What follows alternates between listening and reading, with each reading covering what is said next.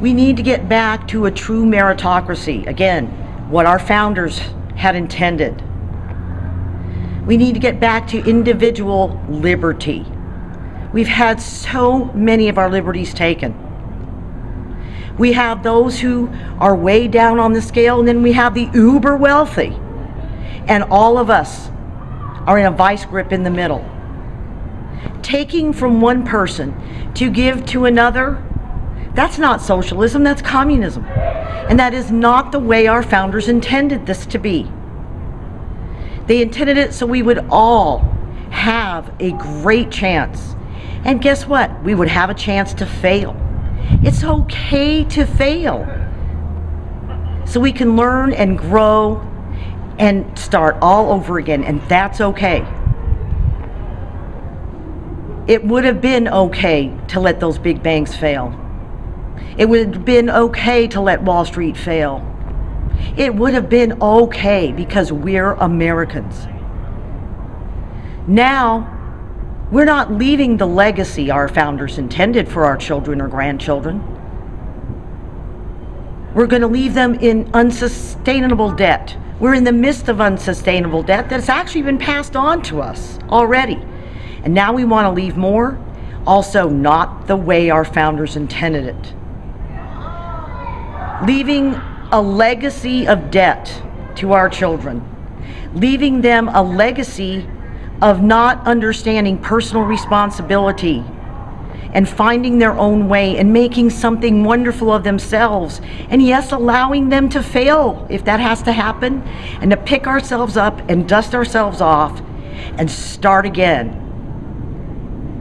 The legacy they intended was not leaving them debt, letting them learn, letting them have the ability to have that little business if they want it. And if the little business fails, what do we learn? And we can move on from there. We're Americans. It's in our DNA. And now many of us are speaking up through our tea parties, through little tiny organizations. And we can do this. We're waking Washington up. But we simply cannot continue to just vote for a D or vote for an R.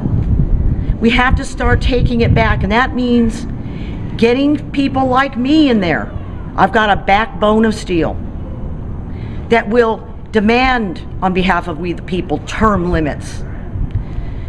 Demand real campaign finance reform. Demand that no lobbyist can give anything more. They shouldn't even give us a cup of coffee. They can make their case, and if they didn't make it well, oh well. We have to get back to where we, the people, really are in charge. Not big corporations that buy our candidates. And they do, and they still are. Trust me, I've checked out Congressman Cooper and the PACs that are giving to him. Help us. We do have choices. We don't have to vote for the R's and the D's anymore. There are marvelous candidates like me out there, independents or libertarians or constitutionalists. Give us a chance. We're one of you. We're not the political class. We're one of you. We're not the elitists. Stop voting for the professors and the lawyers and the marketing people. Let's start working hard together. And it's going to be together because we the people have some very tough work cut out for us. There is a lot of work ahead of us. And we are going to have to do it together. We're going to have to make the tough decisions together. And we got to get away from old NIMBY, not in my backyard. No more pork for any of us. We can't keep going, oh, it's okay in their backyard to take it away, but not in ours. Now's the time.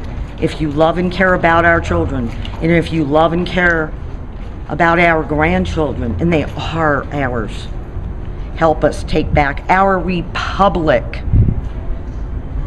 And we are a republic, a representative republic. We are not a democracy.